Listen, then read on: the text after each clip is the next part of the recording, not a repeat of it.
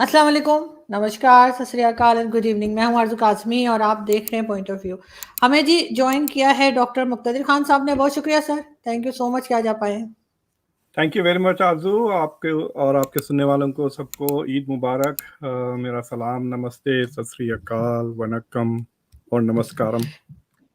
Thank you so much sir, आपको भी बहुत ईद मुबारक। आपके यहाँ तो एक दिन पहले होगी अमेरिका में, लेकिन हिंदुस्तान पाकिस्तान में आज ईद है और बड़ा अच्छा लग रहा है सर। वैसे तो खैर जिस दिन भी हो एक आध दिन का फर्क तो पड़ ही जाता है, लेकिन फिर भी सर आपको और आपकी फैमिली को बहुत ईद मुबारक। सर हम जी हाँ। बात करेंगे जी जी जी, बोलिए।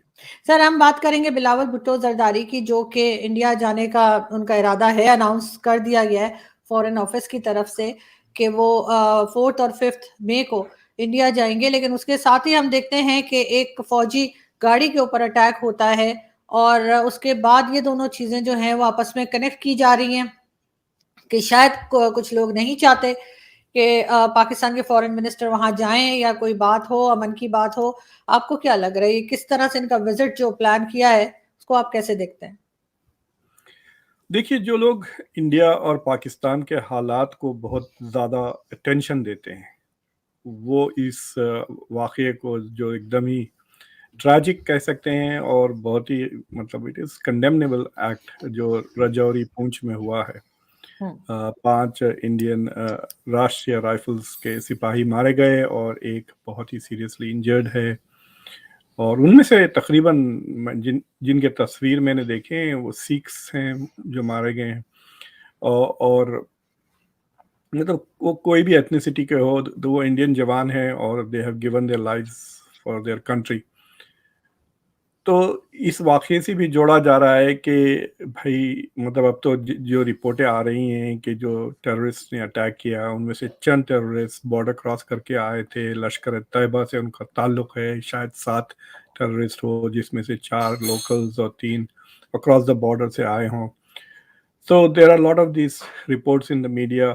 कोई ऐसा स्टैंडर्ड फाइनल नैरेटिव अभी नहीं आया कि हुआ क्या है। मतलब इंफॉर्मेशन धीरे धीरे आ रही है। ये काउंटर टेररिज्म पेट्रोलिंग कर रहे थे ये राष्ट्रीय राइफल्स के जवान और उनको एम्बुश करके मार दिया गया। और एम्बुश में ना सिर्फ फायरिंग भी हुई बट ग्रेनेड बाजी भी हुई, जिसकी वजह से वो जो आइकॉनिक अब तस्वीर दिख रही है आपको, जो ट्रक को आग लग गई थी। तो लोगों का कहना है कि अब क्योंकि इसमें पाकिस्तान का हाथ देखा जा रहा है, या तो इंडिया शुड डिसइनवाइट बिलावल भुट्टो या बिलावल भुट्टो खुद नहीं जाए बिकॉज के ऑफ दिस एक्यूजेशन। दूसरा जो चीज़ है वो ये है कि बाज़ लोग एक्सप्लेन कर रहे हैं कि जो टेररिज्म वगैरह हुआ है, वेदर इट इज़ लोकल या पाकिस्तान से, it is a response to India का जो G20 में अगले महीने में जो मीटिंग होने वाली है श्रीनगर में, उसको लेकर है। इंडिया चाह रहा है कि वो इंटरनेशनल फोरम्स में ये प्रोजेक्ट किए कि जब से 370 और 35A को कॉन्स्टिट्यूशन से एब्रोगेट किया गया है और इंडिया कश्मीर को यूनियन टेरिटरी बना दिया गया, तो जब से एक किस्म से नॉर्मलाइजेशन आ गया है। हालांकि इंडिया के कोई ट्रूप्स अभी तक विड्रॉ नहीं हुए हैं, प्रपोजल्स तो हैं, बट इंडिया का जो मिलिट्री प्रेजेंस है कश्मीर में वो that has not been reduced. लेकिन वायलेंस अगर रिड्यूस हो जाता और नॉर्मल एक्टिविटीज़, खासतौर से डिप्लोमेटिक एक्टिविटीज़ अगर वहाँ पे हो सकती हैं, तो आई वंडर के वर्ल्ड कप का कोई मैच वहाँ पे स्केड्यूल होता है या नहीं। मैंने देखा नहीं है वो, हो सकता। So if India is able to show कि Kashmir is becoming normal, so इस नैरेटिव को कॉन्ट्रडिक्ट करने के लिए टेररिस्ट एक्टिविटी ये हो रही है। तो ये दो चीज़ें हैं। लेकिन जो तीसरी चीज़ ये है कि इस इलाके में जो मतलब it's like in near Jammu south में है वो, वहाँ पर पिछले 1 साल 1.5 साल से बहुत एक्टिविटीज़ हो रही हैं। अगस्त में भी हमले हुए हैं, फिर इस जनवरी में एक गांव पर हमला हुआ जिसमें तकरीबन शायद 7 इनोसेंट कश्मीरी हिंदूज को मार दिया गया। बाद लोगों का ख्याल है कि that that violence against civilians इसके हिंदुओं की और एक एक्सोडस किया जाए, भगा दिया जाए कश्मीर से। सो ये सारी चीज़ें तो हो रही हैं वहाँ पर। तो इन सब को लेकर बिलावल भुट्टो आते हैं या नहीं, ये तो अब उनके ऊपर है, अगर वो विड्रॉ कर लेते हैं तो इट मतलब जस्टिफिकेशन क्या देंगे वो कि India is accusing us of terrorism, इसलिए हम नहीं आ रहे। नहीं सर, मतलब मेरे ख्याल है ये विड्रॉ तो नहीं करना चाहिए, जाना तो चाहिए। आपके ख्याल से विड्रॉ करने तो सही तरीका नहीं होगा, जाना चाहिए इनको। हाँ, मतलब मेरी तो ये राय है कि अगर आप वो यहाँ आते हैं तो उनको एक फोरम मिल जाता है, a very important international forum, जिसमें वो अपनी हम्म, गवर्नमेंट की राय रख सकते हैं, राइट। और देखिए, अगर ये हादसा ना होता और बिलावल भुट्टो कश्मीर का जिक्र निकालते हैं इस हम्म, फोरम पे, तो लोग मजाक उड़ाते थे कि फिर देखो वही कश्मीर कश्मीर कश्मीर को लेके बैठ गए। लेकिन अब इनको बहाना मिल गया ना, बिलावल भुट्टो को के लिए अपॉर्चुनिटी है कि वो शंघाई कोऑपरेशन ऑर्गेनाइजेशन में कश्मीर को, रजौरी का, पूंछ के एपिसोड को लेकर हैं, क्योंकि एससीओ का मकसद ही काउंटर टेररिज्म है, जो सबसे बड़ा इम्पोर्टेंट गोल जिसके बेसिस पे चाइना ने इस ऑर्गेनाइजेशन को हम्म, शुरू किया था, to fight regional extremism, separatism और टेररिज्म, इन चीज़ों को लेकर। तो मुझे लगता है कि इट इज़ वेरी इम्पोर्टेंट कि वो बिलावल भुट्टो आए, उनके लिए अपॉर्चुनिटी है। हाँ, ये और बात है कि शायद उनको बहुत मुश्किल सवालात का को फेस करना पड़े। और इमेजिन करें आप कि वो आते हैं मीटिंग को, 4 और 5 मई को है वो मीटिंग, और 3 तारीख को इंडियन गवर्नमेंट उनको पकड़ लेती है, टेररिस्ट को, या उसी दिन, और प्रेस हम्म, कॉन्फ्रेंस में वो कबूल लेते हैं कि वो अक्रॉस द बॉर्डर आए हैं या एलईटी से उनका ताल्लुक है। तो hmm, this will become a huge embarrassment ना बिलावल भुट्टो के लिए, तो वही प्रॉब्लम हो जाएगी। सो सो दैट इज, उस चीज से शायद डर के वो ना आए तो ना आए। But I think you should not withdraw. ये बचकानी भी हरकत लगेगी कि भाई आ रहे हैं, नहीं आ रहे हैं, जा रहे हैं। और जो क्रिकेट को लेके जो चीजें चल रही है, अगर बिलावल भुट्टो आ जाते हैं एससीओ के लिए, तो आप लोगों को रेटोरिकली एक एडवांटेज मिल जाता है ना, कि देखो हम तो आ रहे हैं, आप नहीं आ रहे, स्पोर्ट्स के लिए भी नहीं आ रहे हैं। That can be something that can be said. Hmm, लेकिन मैं आपको ये बता दूं कि जो हम्म, कंडीशंस जिसके बेसिस पे इंडिया और पाकिस्तान दोनों ने एससीओ को ज्वाइन किया था 2017 में, वो कंडीशन ये थी कि ये आपस के जो बायलैटरल इख्तिलाफात है वो एससीओ में नहीं लाएंगे। तो दिस इज द एश्योरेंस दोनों मुल्कों ने। तो उस वजह से भी इंडिया ने इनको इनवाइट किया as a performer. It is not an achievement कि इंडिया ने हम्म, इनको, India had to invite Pakistan as a बिल्कुल। Member of SCO. तो Pakistan also has to attend that as a member of SCO. ना सिर्फ ये, बल्कि शहबाज शरीफ या जो भी आपके हेड ऑफ स्टेट है, जब बड़ा फोरम होगा एससीओ का फाइनल, उसमें भी आना पड़ेगा उनको। तो the council of heads of state या council of heads of government जो होगा, तो मुझे लगता है कि Bilawal Bhutto has no choice कि अगर वो ना आते हैं तो ही पाकिस्तान का जो रिलेशनशिप है, ना सिर्फ इंडिया इंडिया तो छोड़ दें, हम एससीओ के साथ, खासतौर से चाइना के साथ भी खराब हो सकता है। ये चाइना का इनिशिएटिव है, शंघाई नहीं, कोऑपरेशन मेरे और ख्याल से तो सर उनको जाना चाहिए और जो चीजें हैं उसको फेस करना चाहिए। मतलब छुप जाना तो कोई हल नहीं है इस बात का। लेकिन सर अभी जैसे गवर्नर साहब का, जो जम्मू कश्मीर के गवर्नर है मलिक साहब, उनका इंटरव्यू देखा हमने और उसके ऊपर कई जगह बात भी हुई। अभी करप्शन के कुछ केसेस भी उनके निकाल के लाई है गवर्नमेंट, इंडियन गवर्नमेंट। आपके ख्याल से नेक्स्ट ईयर पाकिस्तान में भी इलेक्शंस की बात की जा रही है और हिंदुस्तान में भी, तो ये इस किस्म की चीजें, चाहे वो टेरर अटैक हो पाकिस्तान के लिए, और चाहे वो इनका गवर्नर साहब का इंटरव्यू हो भारत के लिए, दोनों गवर्नमेंट्स को आपको लगता है क्या चैलेंजेस सामने आ रहे हैं इस किस्म के वाकयात जो हो रहे हैं? देखिए, जो सत्यपाल मलिक साहब का जो समन्स आए हैं उनको, वो लफ्ज समन्स काफी यूज हो रहा है कि हम्म, सीबीआई हैज समन्ड हिम, क्या 26 हम्म, 25 या 27 अप्रैल को, यानी 2-3 दिन में ही, दिस वीक ही has to be there in their offices hmm, in Delhi. तो वो लफ्ज समन्स इज क्रिएटिंग कंफ्यूजन। देखिए, ये पहली बार उनको नहीं बुलाया गया है, ये शायद दूसरी या तीसरी बार वो जा रहे हैं। अभी हम्म, इंडिया टुडे के फोरम पर अमित शाह से भी ये सवाल पूछा गया था। सो ही सेड क्या ये बैकलैश है यानी उन्होंने जो टेलीविजन पे बयान दिए, करण थापर के साथ जो इंटरव्यू किए, और एक हिंदी चैनल पर भी उन्होंने सिमिलर इल्ज़ामात लगाए थे, ख़ासतौर से ये कह के नरेंद्र मोदी को करप्शन से नफरत नहीं है। तो ये जो इन्फ्लेमेटरी स्टेटमेंट उन्होंने दिया है, उसके खिलाफ क्या ये जो सीबीआई ने उनको बुलावा दिया है, is that kind of immediate backlash? तो उसके जवाब में अमित शाह कह रहे हैं कि नहीं भाई, ये तो पुरानी इन्वेस्टिगेशन है, ये तीसरी बार शायद उनको बुलाया गया। And I think he is right, क्योंकि इन्होंने जब ये बातें उठाई थी 2020-21 में भी उठाई थी, लोग कह रहे हैं कि अब क्यों कह रहे हैं, नहीं पहले भी कह चुके हैं सत्यपाल मलिक के, खासतौर से रिलायंस को लेकर, रिलायंस की जो इंश्योरेंस स्कीम है उसके करप्शन के बारे में, ये बातें उन्होंने 2021 में भी की, डेढ़ दो साल पहले की बात है। तो जब सीबीआई ने रिलायंस के मसले को लेकर और जो दूसरा जो हाइड्रो इलेक्ट्रिक प्रोजेक्ट के ताल्लुक से है, दोनों को लेकर इंक्वायरी शुरू की थी, तो उस इंक्वायरी के थ्रू इनसे बातचीत हो रही, क्योंकि इन्होंने कहा कि मुझे ब्राइब करने की कोशिश की गई। तो उसमें दो इन्वेस्टिगेशंस हैं, एक तो ब्राइबरी का इन्वेस्टिगेशन है, दूसरा जो रिलायंस की जो इंश्योरेंस ग्रुप इंश्योरेंस की जो स्कीम है उसको स्कैम कह दिया गया। तो so CBI is investigating both those things, और इनको बुला लिया गया उसी सिलसिले में। लेकिन ये बात तो सही है कि जितने भी लोग इन ऑपोजिशन हैं करंटली, उन सब के खिलाफ कुछ ना कुछ केसेस चल रहे हैं। अरविंद केजरीवाल के खिलाफ भी सीबीआई का केस चल रहा है, और राहुल गांधी के खिलाफ भी चल रहे हैं इस तरह के केसेस, बीबीसी को ले रहे हैं आप, उसमें भी ईडी जैसे।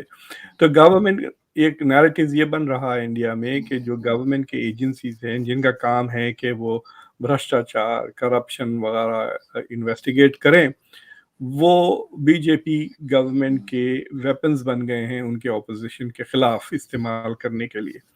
तो आप देखेंगे कि थोड़े दिन पहले, 2 साल पहले की बात है, एक थिंक टैंक ने कुछ पेपर्स प्रोड्यूस किए थे क्रिटिकल गवर्नमेंट पॉलिसी के, उनके ऊपर इनकम टैक्स की रेड हो गई।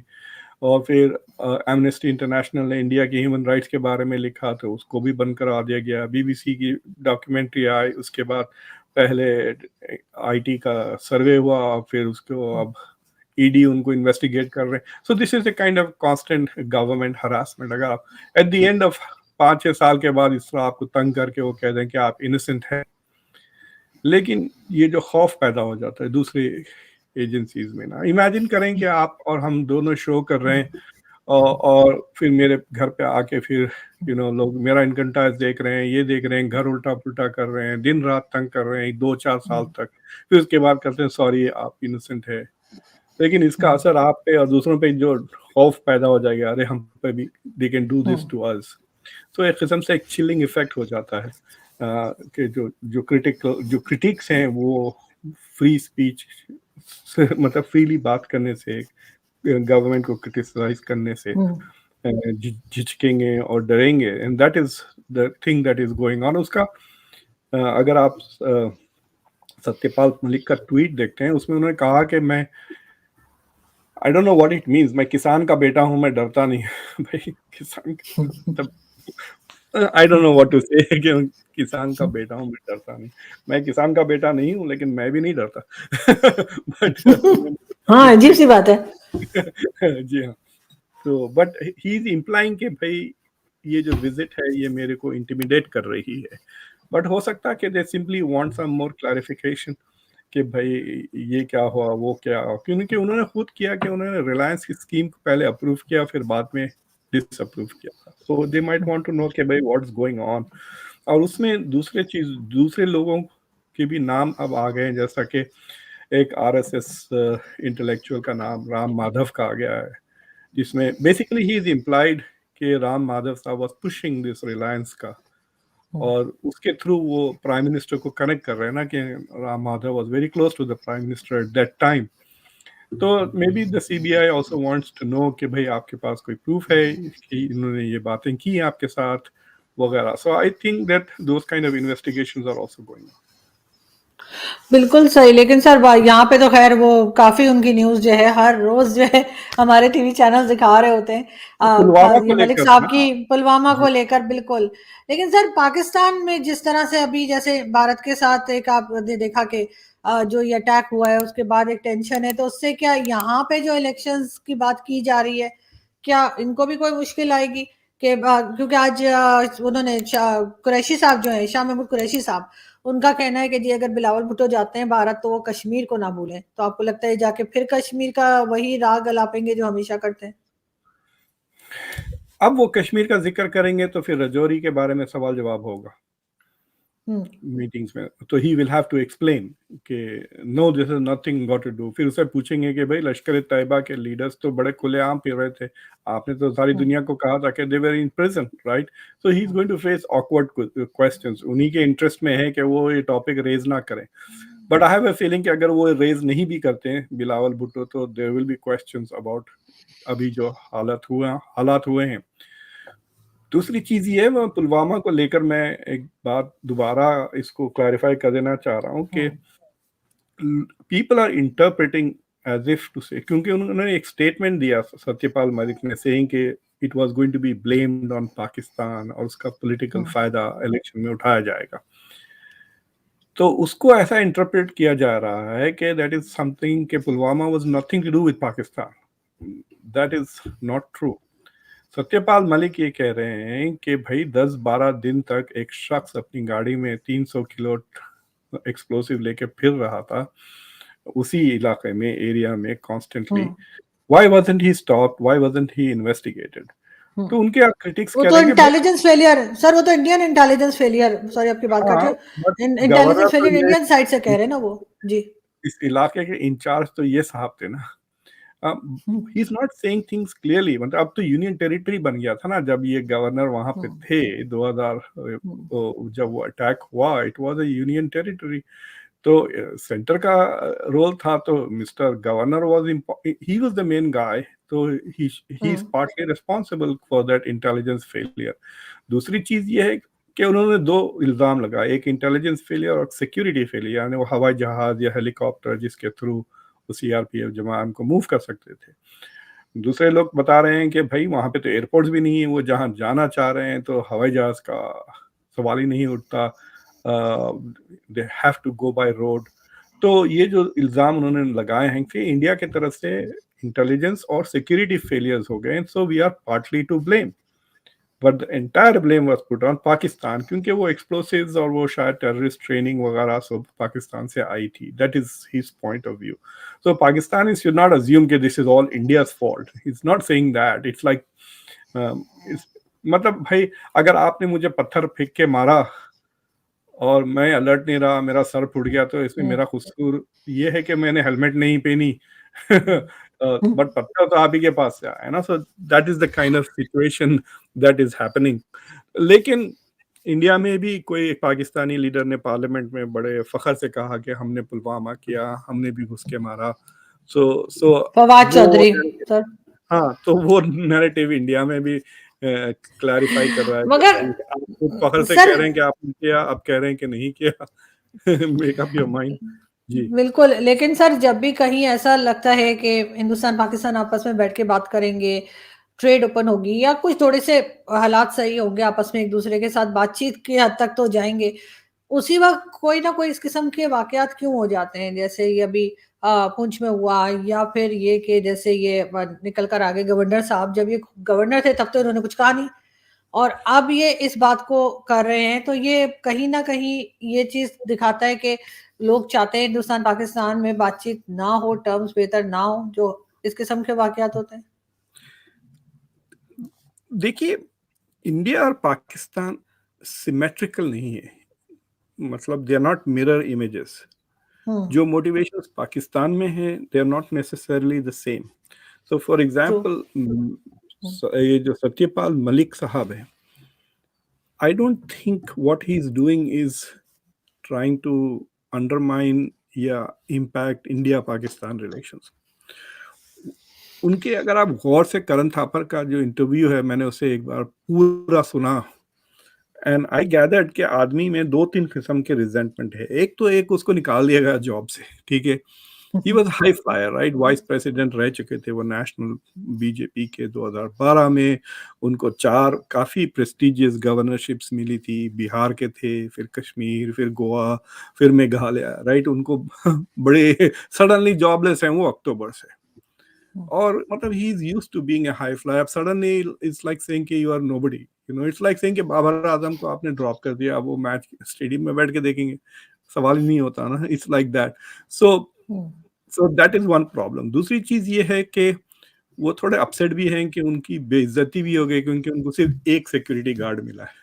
he was complaining about that। वो कह रहे हैं कि भाई आई फील इनसिक्योर क्योंकि, but he also feels under appreciated.